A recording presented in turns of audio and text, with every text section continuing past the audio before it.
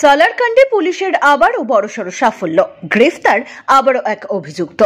ও সে অনেক খুব লজ্জি, আসলে তাদেরকে খুব তাড়াতাড়ি আমরা ধরে ফেলবো, আর মেয়েটা যাতে খুব তাড়াতাড়ি তাকে আমরা ন্যায় দিতে পারি সেদিকে আমাদের প্রশ্নের দিক থেকে আমরা সর্বদা চেষ্টা চালিয়ে যাব।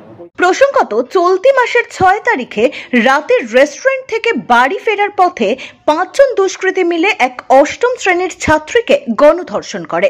সেই ঘটনার তদন্তে নেমে সালার থানার পুলিশ আগেই 2 জন অভিযুক্তকে গ্রেফতার করেছে। বাকি 3 জন অভিযুক্তর সন্ধানে চিরুনি তল্লাশি চালাচ্ছিল সালার থানার পুলিশ। শনিবার সকালে গোপন সূত্রে খবর পেয়ে রায়গ্রাম মোড় থেকে আটক করে আবারও এক অভিযুক্তকে গ্রেফতার করা হয়। সালার থানার ভারপ্রাপ্ত ওসি তুষার মজুমদার বললেন, এই ঘটনায় মোট 3 জনকে গ্রেফতার করে। আমি ওদের কঠিন চাই, শাস্তি চাই, যেন ওরা ওদের যেন ফাঁসি হয়, নাহলে যাবজ্জীবন জেল হয়। আমার সাথে ওরা এটা করেছে সোমবারে, তারপর 6 তারিখে ওরা তো অন্য মেয়ের সাথে আবার করতে পারে, এটা ওদের শাস্তি চাই। মানে তোমার সাথে যেটা হয়েছে সেটা অন্য মেয়ের সাথে হতে পারে, অন্য মেয়ের সাথেও হতে পারে পরে, যেন এরকম ঘটনা দ্বিতীয়বার না হয়। হ্যাঁ, যেন না হয় দ্বিতীয়বার। হ্যাঁ, পুলিশ ছিল, পুলিশে আমাকে যে ওইখান থেকে জেলে এলো।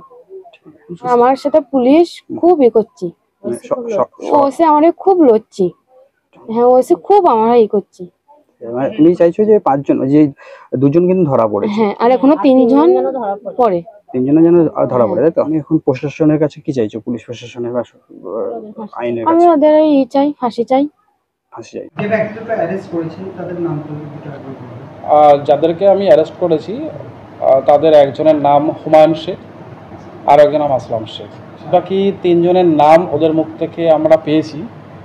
একজনের নাম রাজকুমার, একজনের নাম বুলেট, আর একজনের নাম রাজু শেখ। ওদের যেটুকু প্রাথমিক ইনফরমেশন পাওয়া গেছে, ওদের সবার বাড়ি কুলুরি, সালার থানার অন্তর্গত কুলুরি গ্রামে।